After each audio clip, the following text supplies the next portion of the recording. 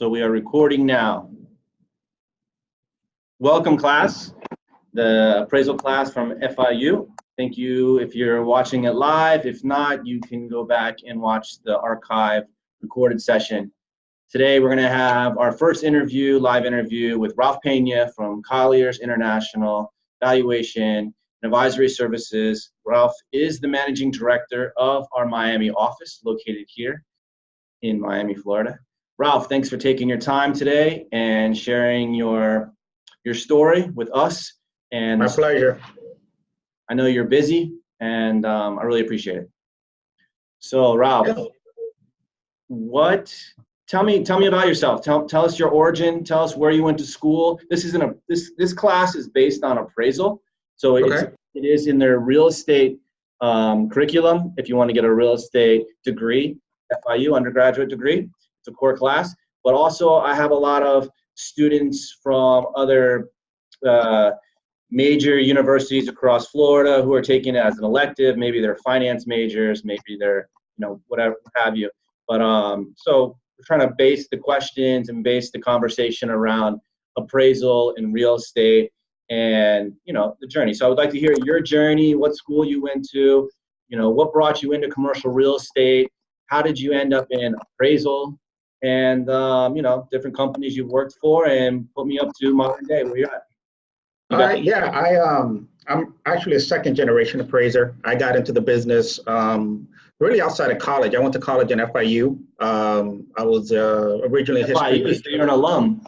I'm an alum, class of 99. Let me put this out too. Let me apologize to anyone that's watching this for me to step in and interrupt Ralph, because there is questions I will want to ask just to pertain them and to focus it on the value for the students. So go ahead, Ralph. Yeah, I was originally a history major in FIU. So the way I got into appraising was interesting enough. Was graduating out of high school. At the time I was working at a grocery store. My dad was like, look, get out of the grocery store business, come work for me, make your own schedule, go to college, focus on that, and take it from there. So was your dad an entrepreneur, or was he working for a company, or? My dad was an entrepreneur, he had his own practice, own appraisal shop. He had the firm at that time. This was back in 1993. At that time, he'd had it almost 20 years. So my dad had been appraising kind of since, like me, since we were 18, 19 years old. Originally my path was residential, because at the time, residential appraising. Explain what residential means, in case no one knows what that means. Residential really is anything single family, duplexes, fourplex, anything less than 4 units, and obviously single family residence, and then any standard run of the mill single family vacant lots. So I got into doing residential appraisal up until around, I would like to say around 2000. Well, let me backtrack a little bit. I graduated college. At that time, I was making decent money, and I was enjoying working real estate, looking at all the different components, all the different types of properties, whether it be your high-end house to your run-of-the-mill little house in Little Havana. And what year is this? Go ahead. What year are you talking about? This was probably around 99, 2000. In 1999, you're appraising residential houses, single-family houses, around the South Florida area, or just Miami in particular? South Florida. I was doing a lot of work especially in the Fort Lauderdale market. I was doing a lot of work here in the Miami market. And what started piquing my interest in the commercial was, part of the residential appraiser, you're allowed to appraise fourplex.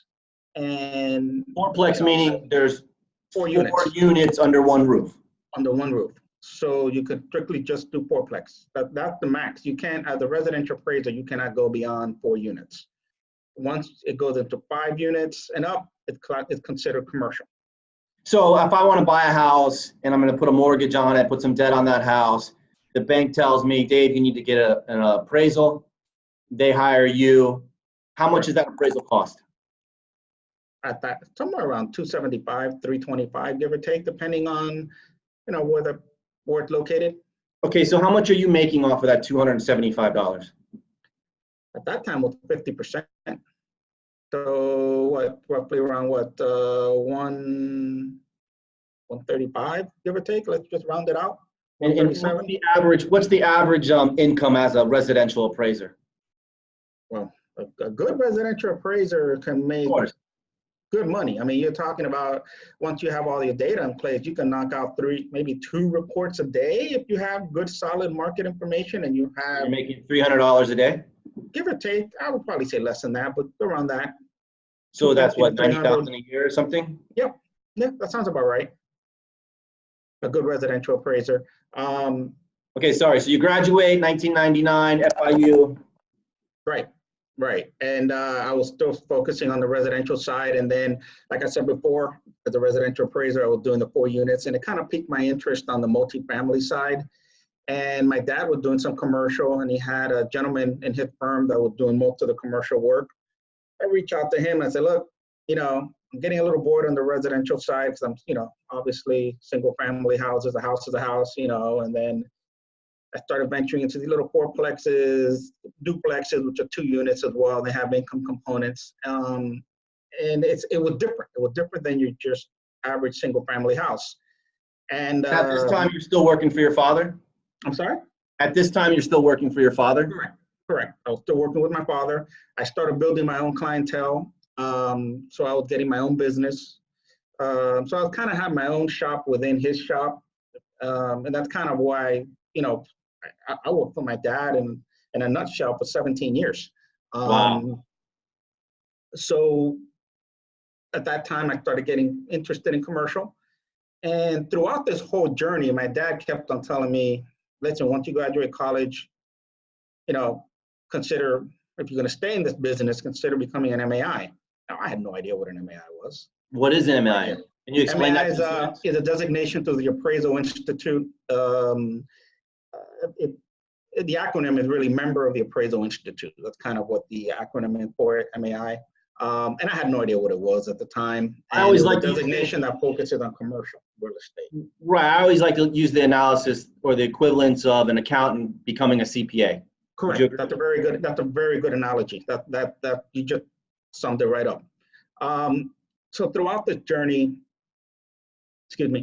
I started little by little taking on single tenant warehouse, multi-tenant warehouse, single tenant retail. Started getting a little bit of the easier assignment. The single tenant assets are a little bit easier than your run of the mill. Where do the assignments come from? The assignments came from banks, attorneys, accountants, commercial brokers. But there's a website that you're signing up and they're giving you this work, or how does that? A lot of it is just hitting the boots on the ground, networking, meeting people, getting to know different people within various organizations who can kind of guide you in the right way. So, one of the things that I always preach on, even to this day, take advantage of these networking events. A lot of them are free if you're going into this business, because you will meet a lot of people and these people will kind of guide you in the right direction. Always use the word, can you assist? Never, that's kind of the advice I always give, especially if you're reaching out to people, is because when you say the word, can you assist, people tend to respond and be a little bit more, react better to it. Yeah, I agree with that. And I agree also with you saying that you need to network and communicate. And I think FIU, inside their real estate courses and the program, has a great outreach within the community, within the real estate community down here in South Florida, with their boat tour and with their luncheons and meetups. And I definitely agree that you should get out there. And I think that even if you're first year in the business, first month in the business, you can always start networking. Like, you don't have to wait 1, 2, 3, 4, 5 years to start networking. Start now. Correct. And it's funny because the basic foundation of networking is your own family and friends.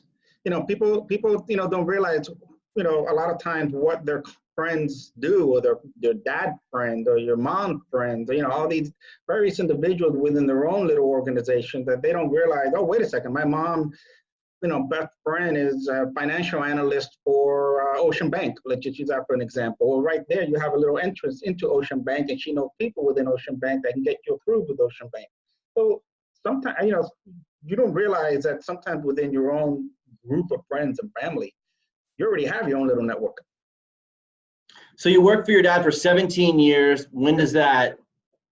When do you pivot? When does it change? Or you still work? You're not working. Obviously, you're not working for your dad anymore. You got Colliers, and you've worked for quite a few different other pretty big brands in the industry. Yeah, my journey kind of took a turn around 2008. I mean, before 2008, prior to 2008, I started getting a lot more experience in commercial appraising. And I just basically switched from residential to commercial. And the driving factor for me making the switch was I love the fact that in commercial real estate, it's something new every day. You're learning about not just the macro, which is the big market. You're also looking at the micro, which is the little the submarkets, right? And you have various, and within each asset types, there's a macro and a micro. So you have, you got to learn, you got to research each one. And from a history I'm glad that you just touched on that, because the students just went through the first couple modules where they had to write a neighborhood descriptive, where they have to, look at the demographics. So I'm glad that you touched on the macro and the micro. Right, because you have to look at all that, because at the end of the day, let's look at retail. Retail driven by what? Population, growth, movement. Where's everybody going to? And the same with office. I mean, you look at the various different asset types. You have to look at the big picture, and you also look at once you look at the big picture, you have to focus in on the various submarkets. But then what happened was then in 2008, working with my dad for since 1993. We had what's called, everybody. Now, did you have a good relationship with your dad? Was this like was this a friendly family business, or was this, did you guys kind of butt heads? No, you know what, it's funny, I'm glad you touched on that. What made it friendly and a partnership was I had my own clients, he had his own clients. So there was never this, hey, my client's badgering me because you took too long to submit a revision. Well, at this point, the clients are calling me, they're not calling him. Doesn't impact him. So I guess over 17 years, at one point you come in as, a trainee, you need to be supervised. And at what point did you become kind of like a partner, or, where you stood beside your dad? I would like to say, probably say somewhere around 2004. So how many years? I became a certified general appraiser. It's kind of when I kind of took that leap, because then I went from just focusing on residential. And just to backtrack a little bit, I don't know if you've touched on this in the classes about the various licensing. No, we haven't. Huh? We haven't yet, but we will. You haven't yet? Okay. So I was a state certified. You start out as a trainee, and then you build up. Either you go the residential route or the commercial route. I went the residential route originally, and I became a state certified residential appraiser. Once I got enough commercial experience, I became what's called a state certified general. Well, the general, you can do all property types. So once I became a state certified general, I was able then to harness my own commercial clients and not have to depend on my father so much on signing the report, reviewing the reports, et cetera, even though he did some quality control. And I think that, for me, it's where we became partners. Yeah, it's my dad. You're going to butt heads, of course. You're going to say things to each other that you wouldn't be saying to other colleagues within the office. Yeah, that's going to happen. But we always had a great working relationship. We still call each other for advice even today. I mean, we have a great working relationship. That's great, because that could go either way. You never know how the family business is going to go. So let me rewind real quick. So you said first you become a trainee, you get a trainee's license, and how long do you have to be a trainee for? Well, in the state of Florida, you have to be a trainee for 2 years. 2 years. Correct. So I mean, as a trainee, I work underneath a supervisor. Correct. You work underneath the supervisor, and you have to create your own log. And as a supervisor, I have to have my own log. And then you have to do X amount of education. Correct. Then you can sit in for your license, which you identified as your certified general. Correct. So you sit for the license, you pass it, now you become a certified general, which we call a producer or a staff appraiser. Correct. So you touched on, as a residential, you're getting paid around $250 a report. As a commercial in production or staff appraiser, how much is the pay for a report? Well, on the average? On the average, I mean, let's just cut and dry. An average commercial appraisal report would probably run you somewhere around $3,500, give or take. And how much of that $3,500 will you make? Well, junior level, I would say a junior level, entry level state certified general, probably be around the 40%, 45%. Once you start building enough experience where you don't need as much review, like hands-on review from a. So as a residential appraiser, you're netting $150 a report. As a commercial appraiser, you're netting around $2,800, $2,600, around there. Big difference. Now, keep in mind, you know, you're not gonna, it's gonna take you a lot longer to complete a residential, a commercial appraisal versus a residential. Commercial appraisal may take you up to a week to write up versus a residential appraisal, you can knock it out probably in 24, 48 hours. Good point. So the amount of work, that amount of time and energy that you're putting into that report, you're being accoladed or deployed how much money in the future. Right. That's that. I mean, I think a lot of students don't understand that. I think a lot of people miss that also. With you know, when you say, hey, I'm an appraiser, they think of residential appraiser. You know, yeah, I just bought a house and I paid $250. People don't understand that when you say commercial appraiser and you look outside, you know, I'm sitting in the financial district right now. I look outside the window and I see these big skyscrapers, these big office, Class A offices, and that's what you're appraising. So that's what you're being, and I know you'll get a higher fee than $3,500 for, you know, a harder project, but it's a big difference from residential to commercial appraiser. Correct. Okay, so then you can become a commercial appraiser and you're certified, and then I guess the next segment is becoming designated, which you touched on, the MAI. Do you have your designation now? Correct. I'm an MAI. What year did you become MAI? 2012. Great. And it took you how long from state cert to become MAI? Or in general, how long does it usually take a person? I became a certified general in 2004. So I didn't really start my MAI journey till 2005. So it took me a total of 7 years. But when I say 7 years, you know, I maybe took a year off in between here and there, a year and a half off of the process. Why would someone want to be certified MAI? Why would they want that designation? Well, people look at you, and I hate to say this, but people tend to respect your opinion more for some reason. Going through the MAI process, also you're going through some really rigorous education, so you're taking your knowledge to the next level. You're basically going to a combination of, you're basically going to grad school. I just kind of, I'm going to sum again. Grad school with a focus on commercial real estate appraising. You're going to have your advanced income approach, your advanced cost and sales, your advanced topics. So what you're doing is you're taking your career to the next level. It's kind of going from, like you alluded to earlier, an accountant to a CPA. You know, people will go to somebody just because they're a CPA. It has absolutely nothing to do with their level of experience or knowledge. I mean, I know some appraisers who are not MAI who are more experienced than myself, but I'll get the job because I'm an MAI. Certain banks will not even put you on the list unless you're an MAI.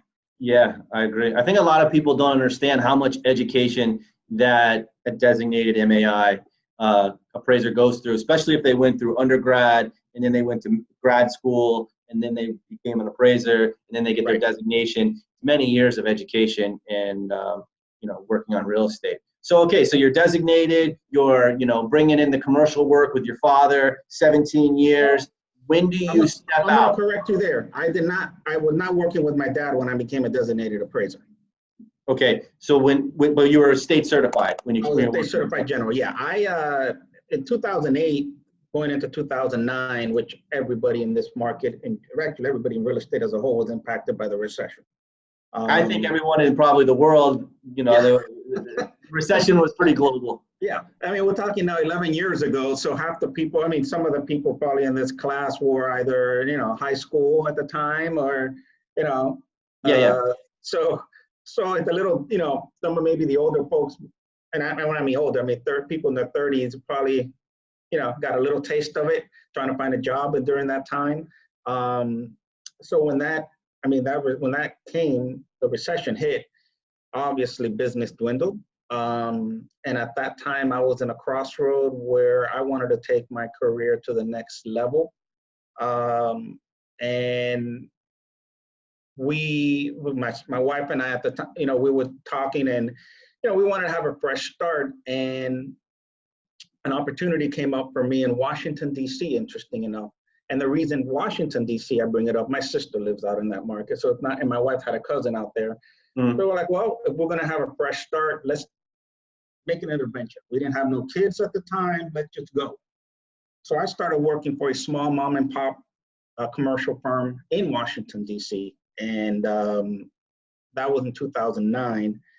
In 2010, I got recruited by BB&T to help start up their real estate evaluations. So this was your first toe in corporate America. Oh, yeah. Banking on the lending side. Correct. And so that was what was your title at BB&T? Real estate evaluator. Okay. For the DC region, DC Northern Virginia region. And there I got exposed. You were an appraiser for them, or you were reviewing work that they were? It was a little bit of both, because BB&T has a title, they call it evaluation. Evaluation, for some of you who don't know, it's the way I can describe it in a nutshell, it's a restricted appraisal. And what I mean by that is it's the level of data that's presented in the report is very limited.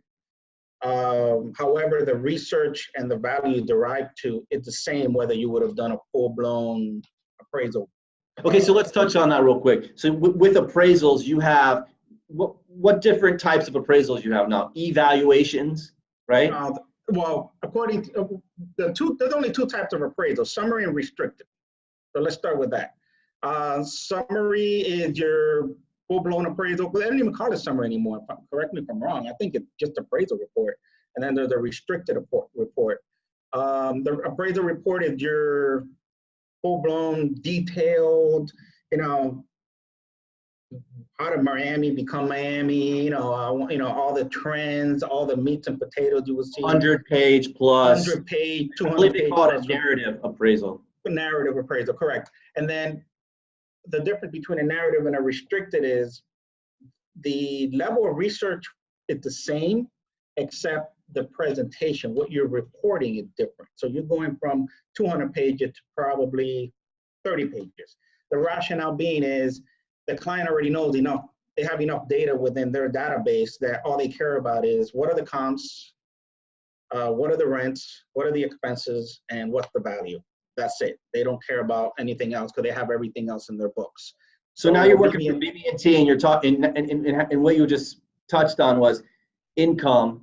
You're no longer looking at residential reports. You're no longer looking at rooftops and kitchens and finishes and anything, right? Right. Yeah. I mean, I'm just strictly right now at this point in my career, 100% commercial. That's the first time I've ever been 100% commercial appraiser. And which for the students, a residential appraisal will just look at comparables. So similar property types around your property, which constitutes the value of your property, compared to a commercial report. So now you're looking at the income that's generated from that asset minus the expenses with the capitalization rate coming to a value. Correct. And then fast forward 2012, I became an MAI while I was with the BB&T. And then in 2014, BB&T reached out to me if I was interested in relocating to Dallas to start their Texas region for the evaluations group. And, at that time, my son had just been born. Cost of living in DC was outrageous. So we took a gamble, and then relocated to Dallas.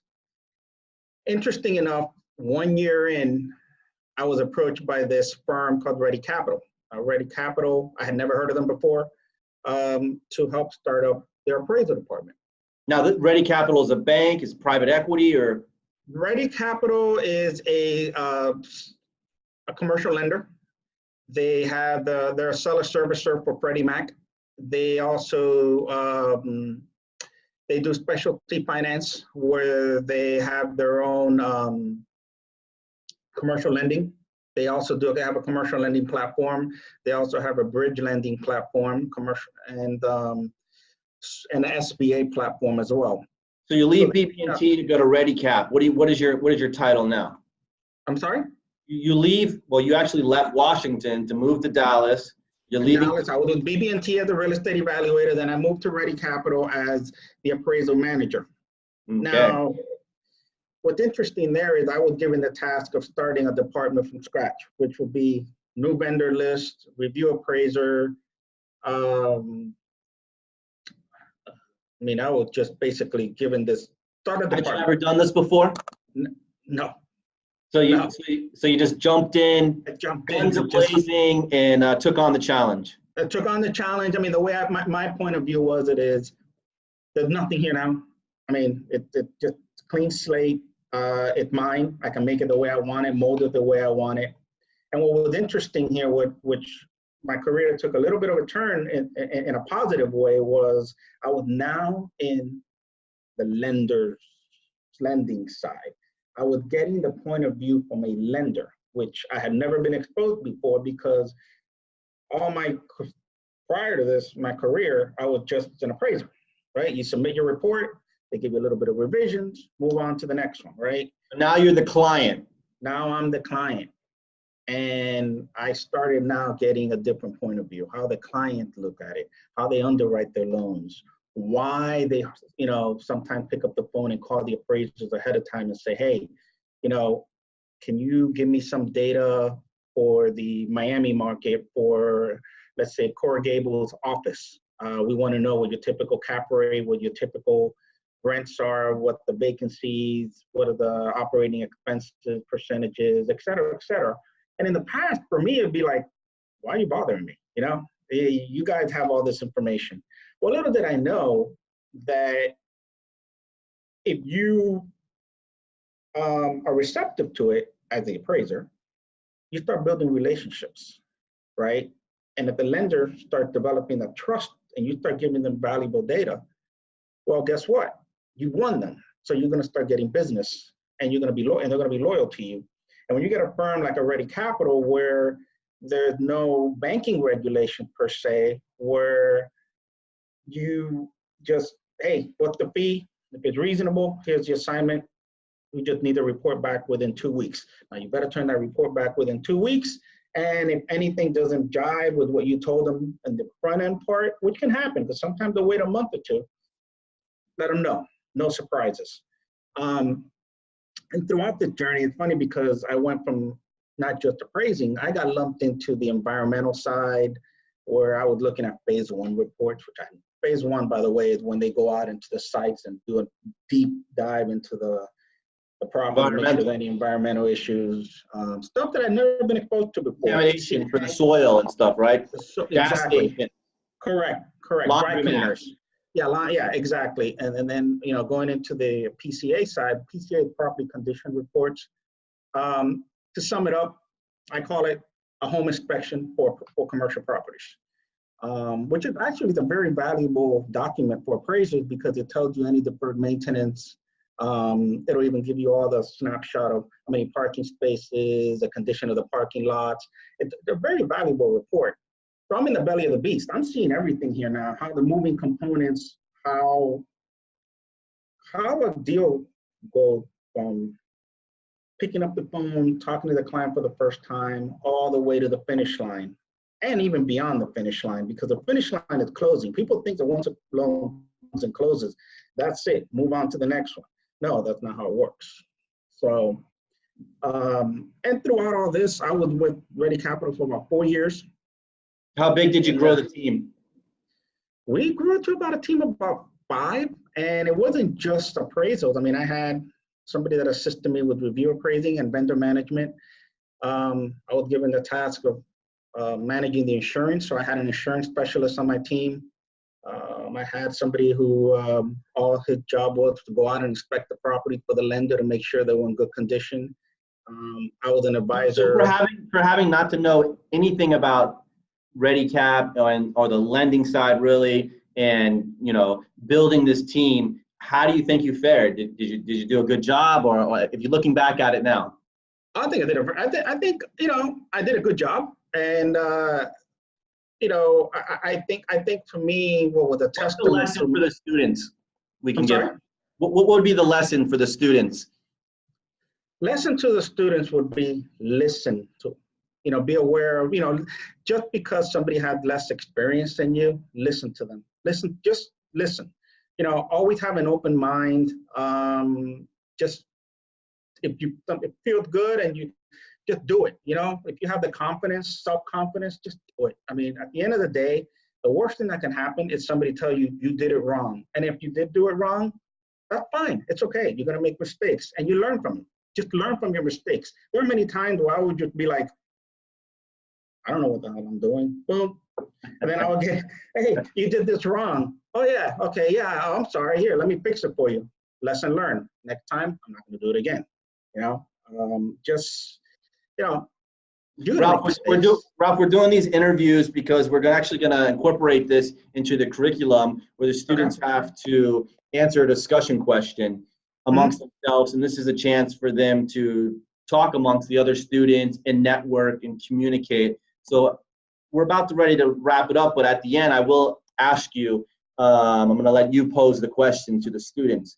But I wanted to finish your story that, okay, you're at ReadyCap, you're 5 years, you went from the mom and pops, the dad grew up in the second generation, reached over to BB&T, went to Dallas, created a team, became MAI. I mean, your career is on the go. You're elevating.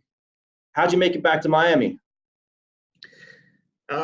Interesting. Over a lunch in a conference in Las Vegas, I was asked if I was interested in coming to be a managing director in Miami. And it's funny because the first time I was approached, I was taken aback by it. And I actually turned it down. Why were you taken back by it? Well, you didn't think that you deserved it, or? I wouldn't take it that far. I think for me, it was just, I was probably intimidated. Like, whoa, managing director? Man, I don't know if I can. So you're kind of right back in the same spot you were when you came over to ReadyCap. Correct, but in a different scale. ReadyCap was just ReadyCap, a small little it's a small little company compared to Colliers. I mean, Colliers International is a worldwide publicly traded organization. Do you feel that students should take positions that they feel that they're not ready for? Or should they always be ready? I mean, school is all about preparation and studying, and here's a quiz and exam, but you're kind of giving examples of, taking positions that you weren't ready for, stepping up to the challenge, and, I guess, Should they take positions they're not ready for? Here's the advice I would give.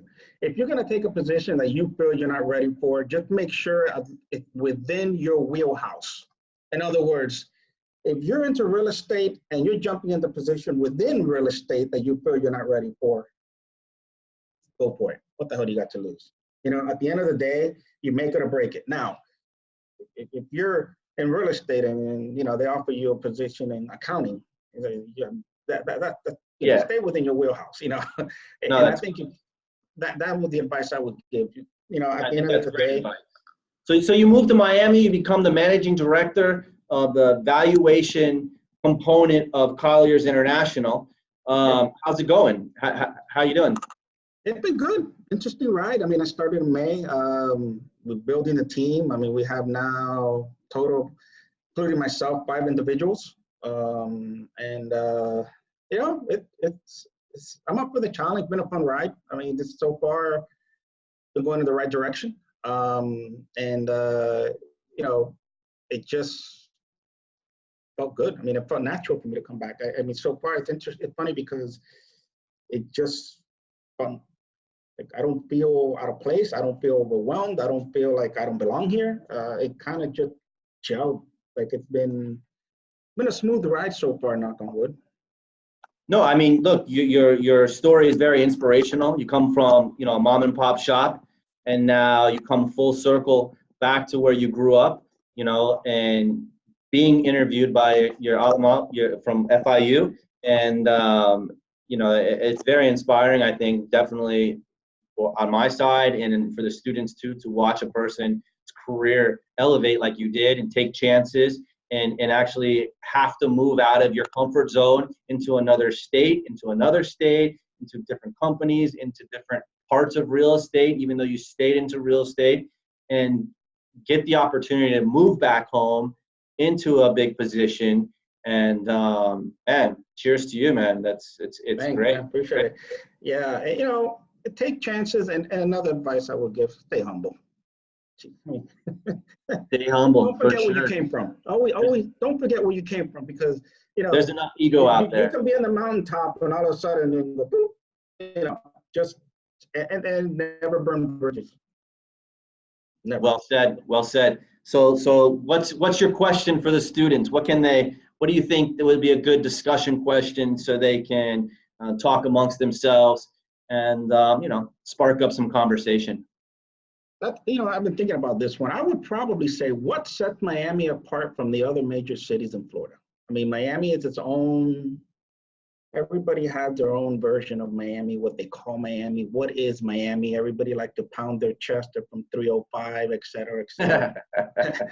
What sets Miami apart from Orlando, Tampa, Jacksonville, all them other major hubs? I'll even take it as far as West Palm Beach. I mean, people like to say South Florida, but I mean, you start crossing Pembroke Pines, you're almost crossing a border.